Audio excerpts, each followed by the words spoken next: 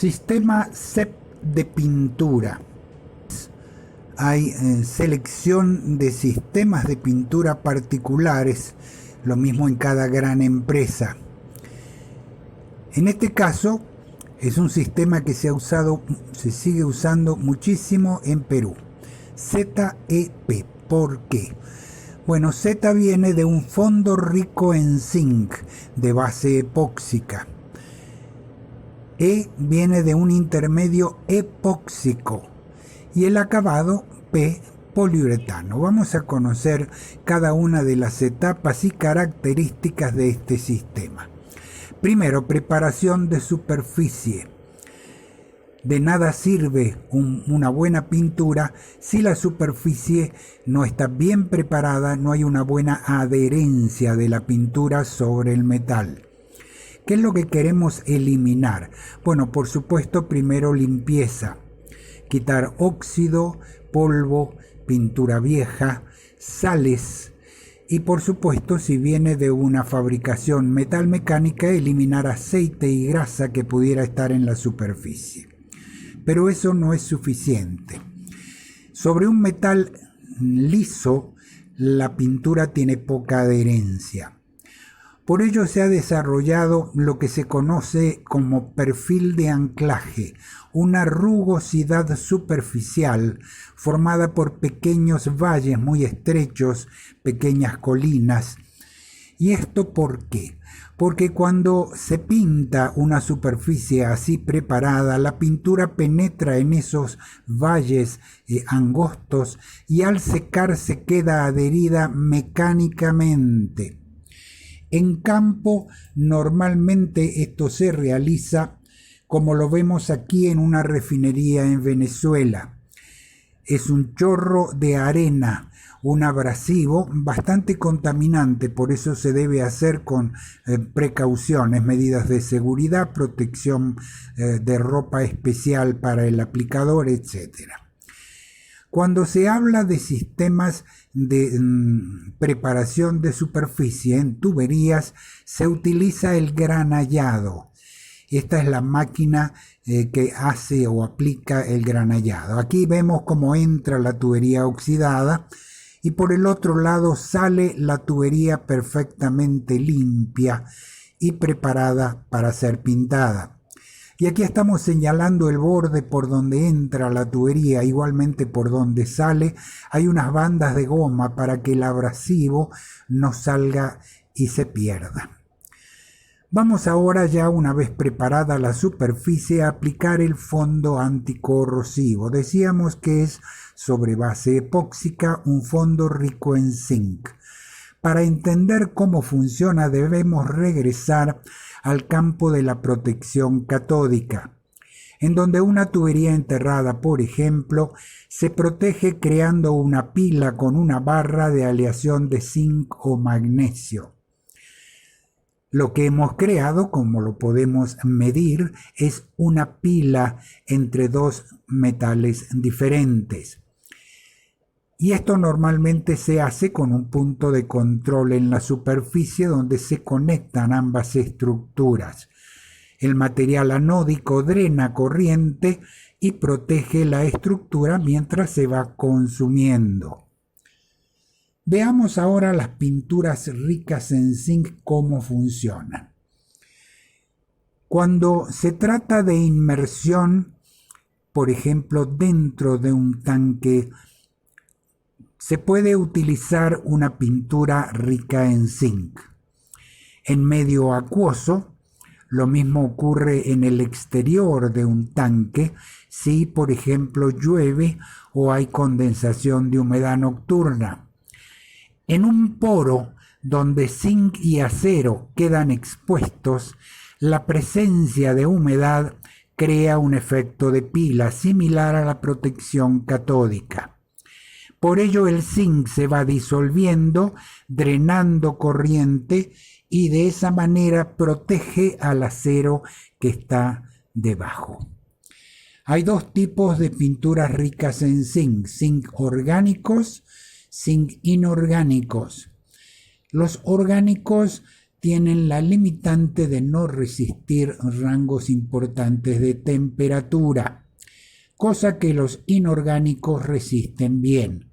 Y por supuesto, los fabricantes dan recomendaciones sobre el perfil de anclaje que se debe preparar y el espesor seco, el rango de espesor seco recomendado. Son sensibles a la humedad porque crean el efecto de pila que hemos explicado. Vamos ahora al intermedio epóxico.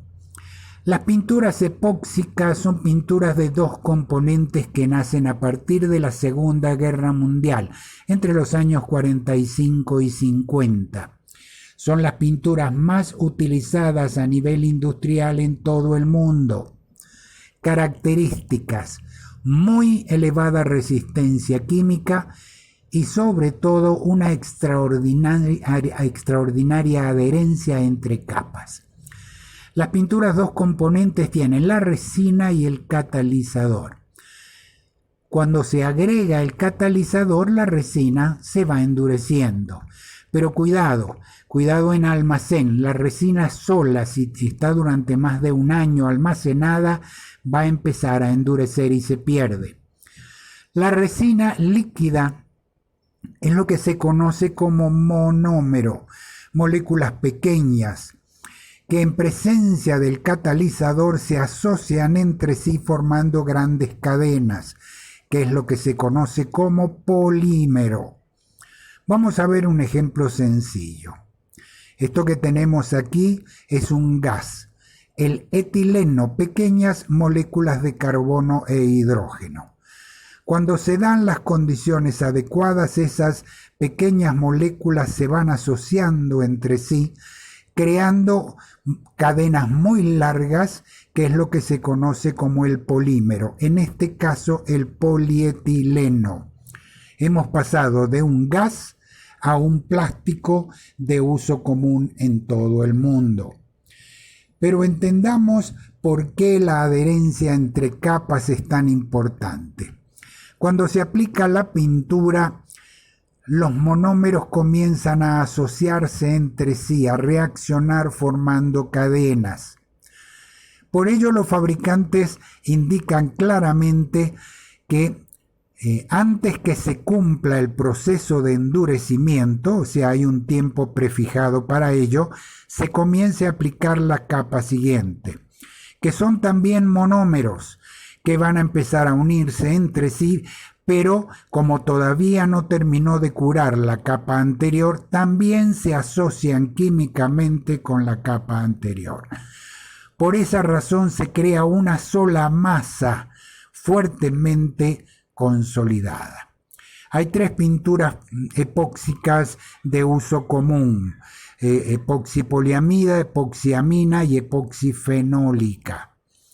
La resina es la epóxica, el catalizador es el que define si va a ser poliamida, amina o fenólica. La poliamida es la más usada para exteriores. La amina es excelente en inmersión, igual que la fenólica, que es la de última tecnología.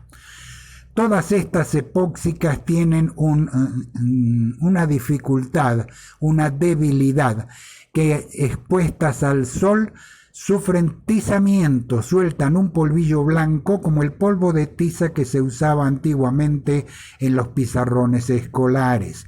Esto no es una pérdida de capacidad protectora, solo que dificulta muchísimo cuando se desea aplicar otra capa encima. Hay que eliminar ese polvillo de tizamiento. Por esa razón, en este sistema se aplica una capa de acabado de poliuretano, que son pinturas duras, flexibles y muy resistentes a la abrasión. Pero su propiedad más importante: retienen brillo y color, evitan el tizamiento de la capa anterior, por eso se cubren con poliuretano. ¿Para qué se usan las pinturas de poliuretano? Acá tenemos una prueba que se realizó en una planta. Había fallado muchísimo la pintura de las tuberías que estaban expuestas a un ambiente muy corrosivo, y se decidió aplicar encima una capa de poliuretano. Vemos el intenso brillo que tienen, la adherencia fue muy buena. Se usan también para estos nombres o números que se aplican sobre los tanques para indicar su capacidad e identificación. También para los logotipos de empresas que deben mantener brillo y color. Recomendaciones: no mezclar resinas diferentes en general. Este es un caso particular que se ha demostrado que sí se puede. Pero cuidado, aún en este caso, no mezclar pinturas de diferentes fabricantes. Puede ser que no sean compatibles y falle la totalidad del sistema.